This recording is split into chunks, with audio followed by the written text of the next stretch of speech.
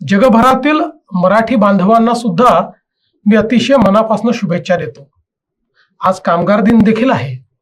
सर्व कामगार बंधूंना, भगिनींनाही मी मनपूर्वक शुभेच्छा देतो। संयुक्त महाराष्ट्राच्या चळवळीतील सर्व ज्ञात अज्ञात सेनानींना मी कृतज्ञतेने आदरांजली अर्पण करतो। छत्रपती शिवाजी महाराज, भारतीय संविधानाचे शिल्पकार, महामानव भारतरत्न डॉक्टर बाबासाहेब आंबेडकर यांना मी वंदन करतो। गेल्या वर्षी संयुक्त महाराष्ट्राच्या चळवळीला 65 वर्ष पूर्ण झाले होते। यंदाचाही महाराष्ट्र दिन हा विशेष आहे। महात्मा ज्योतिराव फुले यांच्या 200व्या जयंतीचे हे वर्ष आहे। संत गाडगे महाराज यांच्या 150व्या जयंतीचे हे वर्ष आहे। चौदार तळ्याच्या ऐतिहासिक लढ्याच्या शताब्दीचं हे वर्ष आहे। हे वर्ष आपण समता आणि सामाजिक समरसता वर्ष म्हणून साजरे करतो आहोत। राजमाता जिजाऊ, क्रांतिज्योती सावित्रीबाई फुले, पुण्यश्लोक अहिल्यादेवी होळकर, राजश्री छत्रपती शाहू महाराज आणि आपल्या महाराष्ट्रातील थोर वारकरी संतांना मी नमन करतो। महाराष्ट्र दिन हा केवळ उत्सवाचा दिवस नाही, हा आत्मपरीक्षणाचाही दिवस आहे।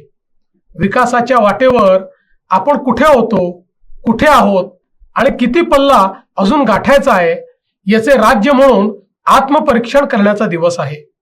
मी आज तुमच्याशी संवाद साधत असताना जग एक अत्यंत कठीण वळणावर उभे आहे। आखाती देशांमध्ये युद्ध सुरू असलेल्या संघर्षाची झळ आता संपूर्ण जगाला बसते। पण त्याच वेळी आपले लोकप्रिय पंतप्रधान नरेंद्र मोदीजींच्या नेतृत्वात भारत सरकारने ऊर्जा सुरक्षेसाठी, पर्यायी तेल स्रोतांसाठी आणि सौर ऊर्जेच्या विस्तारासाठी उभारलेल्या कामांमुळे जगातील अन्य देशांना ज्या परिस्थितीला तोंड द्यावे लागते तशी भारतामध्ये परिस्थिती झाली नाही। जगात कितीही आव्हानं असताना महाराष्ट्र खंबीरपणे उभा आहे। महाराष्ट्र देशाच्या GDP मध्ये जवळपास 14% योगदान देत आहे। 2024-25 मध्ये महाराष्ट्राने 1,64,875 कोटी रुपयांची थेट परकीय गुंतवणूक आकर्षित केली। हे प्रमाण देशात आलेल्या एकूण परकीय गुंतवणुकीच्या 39% आहे। दावोस मधील वर्ल्ड इकॉनॉमिक फोरम मध्ये महाराष्ट्राने 30 लाख कोटी रुपयाचे सामंजस्य करार केले, ज्यातून 40 लाख रोजगार निर्माण होणार आहे। जगात आर्थिक समस्या असताना देखील महाराष्ट्राने जगातली 30वी अर्थव्यवस्था म्हणून झेप घेतली आहे। हेच आपल्या राज्याचे सामर्थ्य आहे। हा विकास समतोल असावा याचा विचार करून गडचिरोली, धुळे, नंदुरबार यासारखे जिल्हे देखील आता गुंतवणुकीच्या नकाशावर आले आहेत। यावर्षी एल निनोच्या परिस्थितीमुळे 2026च्या हंगामातील पाऊस सरासरीपेक्षा कमी असेल असा अंदाज हवामान विभागाने व्यक्त केला आहे। आपला खरीप हंगाम पूर्णपणे पावसावर अवलंबून आहे, त्यामुळे हा अंदाज गांभीर्याने घेणे आवश्यक आहे। पेरणीची घाई करू नका। कृषी विभागाकडून येणाऱ्या प्रत्येक सूचनेकडे लक्ष द्या, त्यातून या संकटापासून बचाव करणे सोपे जाईल। त्याच वेळी मला शेतकरी बांधवांना आश्वस्त करायचे आहे की सरकार म्हणून आम्ही आधीपासूनच पाणी, चारा याचे नियोजन प्रारंभ केले आहे। जलयुक्त शिवार, गाळमुक्त धरण, गाळयुक्त शिवारच्या कामांना गती देण्यास तसेच त्यासाठी प्राधान्याने निधी देण्यास सांगण्यात आले आहे। ठिबक सिंचन, तुषार सिंचन यांचा जास्तीत जास्त वापर करा। पाण्याची बचत हे तसेही आपले राष्ट्रीय कर्तव्य आहे।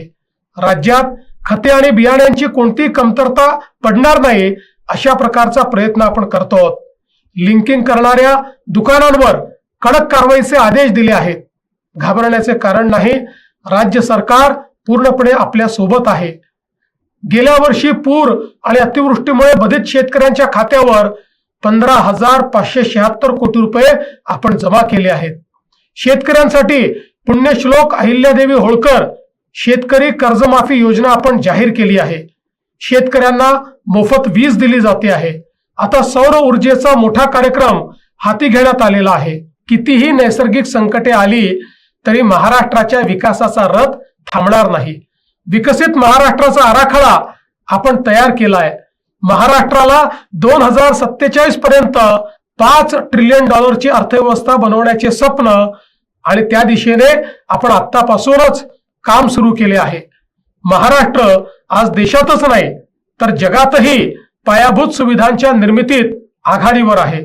सध्या मुंबई, पुणे आणि नागपूरमध्ये 173 किलोमीटरच्या मेट्रो मार्गिका कार्यरत आहेत. दरवर्षी 50 किलोमीटरची मेट्रो सेवेत येईल असे नियोजन केले आहे.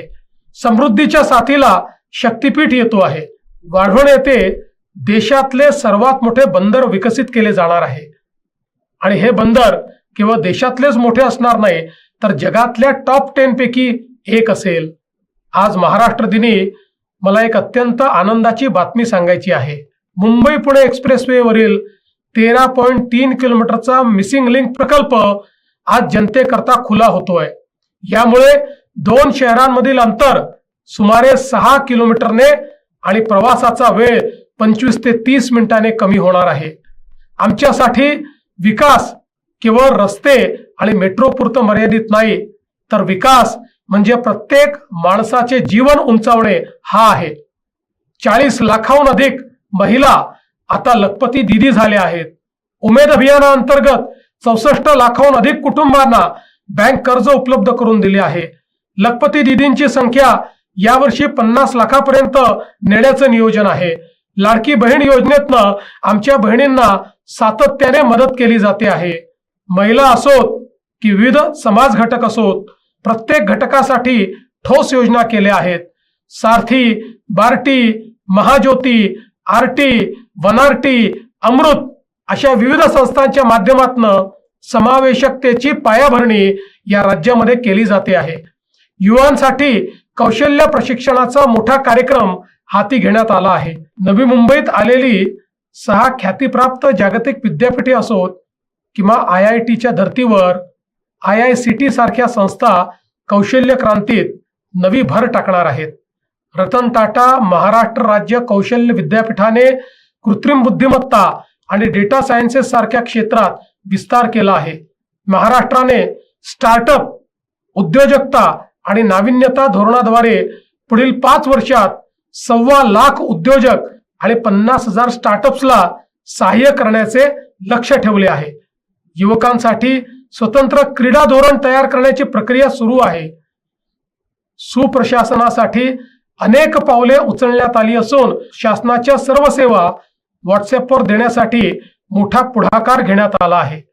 गडचिरोली नक्षलमुक्त झाले आहे आणि पोलाद शहर म्हणून नावारूपास येण्यासाठी वेगाने पावले टाकते आहे.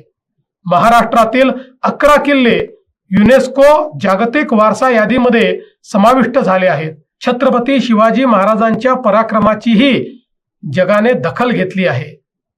महाराष्ट्र अधिक मजबूत आहे, अधिक आत्मनिर्भर आहे, अधिक महत्वाकांक्षी आहे. शेतकरी, कामगार, महिला, तरुण, उद्योजक तसेच अनुसूचित जाती, अनुसूचित जनजाती, OBC या सगळ्या वर्गाकरता सरकारने आपली कटिबद्धता सिद्ध केली आहे. माननीय पंतप्रधान नरेंद्र मोदीजींच्या विकसित भारत 2047च्या स्वप्नात महाराष्ट्र सर्वात पुढे राहील हे माझे महाराष्ट्र दिनी आपल्या सर्वांना वचन आहे. जय हिंद, जय महाराष्ट्र, वंदे मातरम.